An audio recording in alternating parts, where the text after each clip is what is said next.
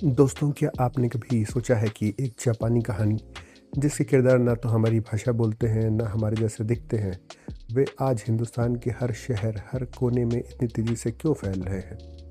ज़रा एक पल के लिए अपनी आंखें बंद कीजिए और सोचिए कि आपको याद है आप बचपन में टीवी देखते थे और अचानक आपकी स्क्रीन पर एक आवाज़ गूंजती थी, मैं बनूंगा सबसे बड़ा पोकेमॉन मास्टर या फिर ओए निंजा हथौड़ी।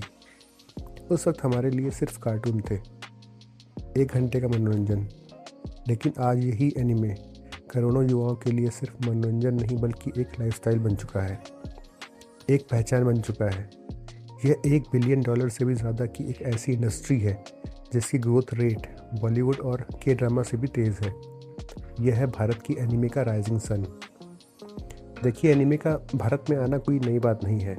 90s के दशक में जब हमारे घरों में केबल टीवी आया था तो निंजा हथौड़ी, डोरेमोन, ड्रैगन बॉल जी जैसे शो हिंदी में डबिंग किए गए थे।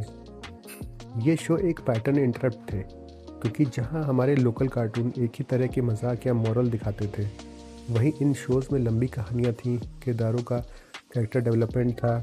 एक छोटे से बच्चे गोकू का की कहानी थी जिसको आपने देखा कि वो बड़ा होता है, शादी करता है और पूरे ब्रह्मांड को बचाता है।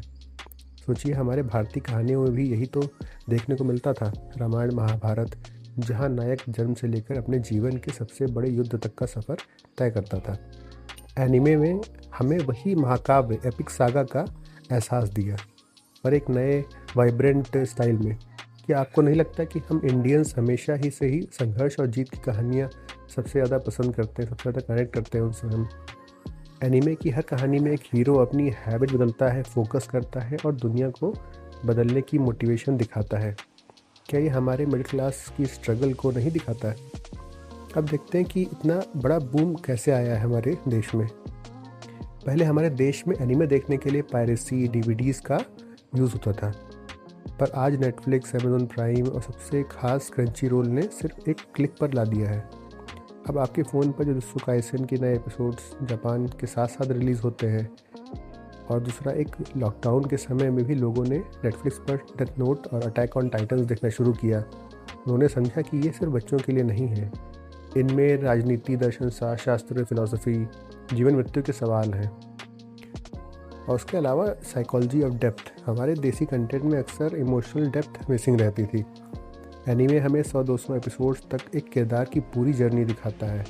यह हमें दिखाता है कि सफलता कोई एक दिन की घटना नहीं है, यह रोज़ छोटे छोटे स्ट्रेस को झेलने का नाम है। जैसे नारुतो लगातार फेल होने के बाद भी कभी हार नहीं मानता, एक तरह का मेंटल मॉडल है। फर्स्ट प्रिंसिपल्स को समझना कि आपकी आइडेंटिटी आपके स्ट्रगल से बनती है। आज का भारतीय एनिमे फैन सिर्फ एक दर्शक नहीं है, वो इस कल्चर का हिस्सा है। ये अब शर्म की बात नहीं है, बल्कि एक कूल आइडेंटिटी है। दिल्ली, मुंबई, बेंगलोर के कॉमिकॉन्स में जाइए, वहाँ आपको हर दूसरा युवा डेमन स्लेयर की वर्दी में या फिर वन पीस की टोपी पहने मिलेगा। सोशल मीडिया पर एनिमे मीम्स की और फैन आर्ट की बाढ़ आ चुकी है। लोग कॉस्प्ले करते हैं, मर्चेंडाइज खरीदते हैं। ये सिर्फ फैंडम नहीं बल्कि एक कनेक्शन है। जब आप अपने दोस्त के साथ एरन जैगर सही है गलत है इस पर बहस करते हैं, तो आप सिर्फ एक शो पर बात नहीं कर रहे होते हैं, आप मॉरलिटी और फ्रीडम जैसे गहरे टॉपिक्स पर बात कर रहे होते हैं।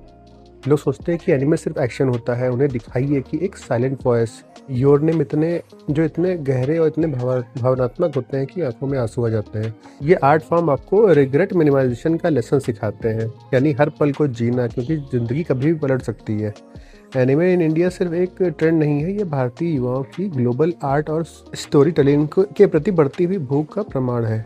ये बताता है कि हम ऐसी कहानियाँ चाहते हैं जो हमें प्रेरित करें, हमें सोचने पर मजबूर करें और हमारी रोज़मर्रा की ज़िंदगी में होप की एक किरण दिखाएं। हम इंडियन चैम्पियन बनने में विश्वास रखते हैं, और एनीमे में हर किरदार में हमें अपना ही अक्स दिखाई पड़ता है, जो गिरता है, टूटता है, पर हर बार पहले से ज़्यादा मजबूत होकर खड़ा होता है।